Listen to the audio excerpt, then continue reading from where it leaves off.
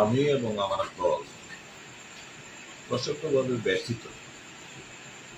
একটা video footage যেটা viral হয়েছে সামাজিক মাধ্যমে, সেটা দেখে আজ দেখলাম বিজেপির কার্যকর্তারা কোথাও একটি জায়গায়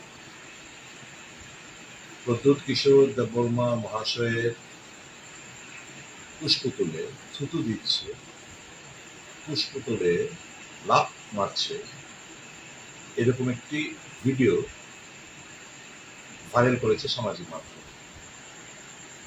ভারতীয় জনতা পার্টি কার্যকর্তাদের এত নীচ মানসিকতা এতে পরিচয় পাওয়া যায়। রাজনৈতিক সংস্কৃতি তো এদের মধ্যে নেই। উনি আমাদের রাজ্যের মহারাজ, সকল অংশের মানুষ ওনাকে আমরা শ্রদ্ধা জ্ঞাপন করি, রাজ পরিবারের প্রতি আমাদের শ্রদ্ধা অটুট। যে ভিডিও ফুটেজটা আমরা দেখলাম, এটা নিন্দার ঝড় তো স্বাভাবিকভাবেই প্রত্যেকের মানুষের বইবে, প্রত্যেকের মানুষের হৃদয়কে স্পর্শ করবে, ব্যথিত করবে। আমরা ধিক্কার জানাই ভারতীয় জনতা পার্টির এই সমস্ত কার্যকলাপে। ত্রিপুরাবাসী,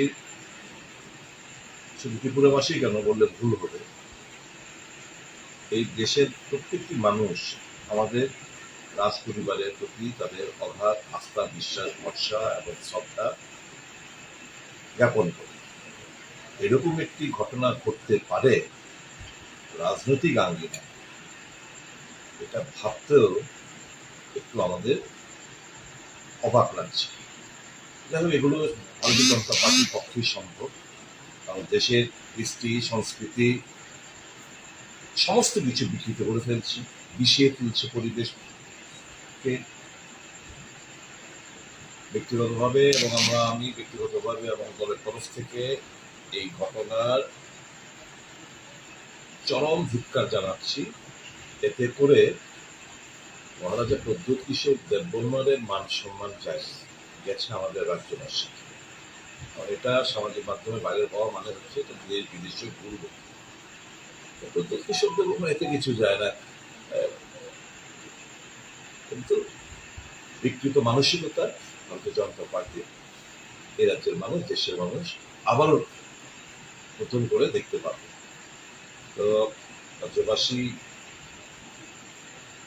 এখানে ঘৃণা জানাবে, আমরা ঘৃণা জানাচ্ছি, এবং এই ধরনের কুরুচিপূর্ণ বিকৃত মানসিকতা পরিচয় আগামী দিন যেন না হয়, এটাই আমরা কামনা করি।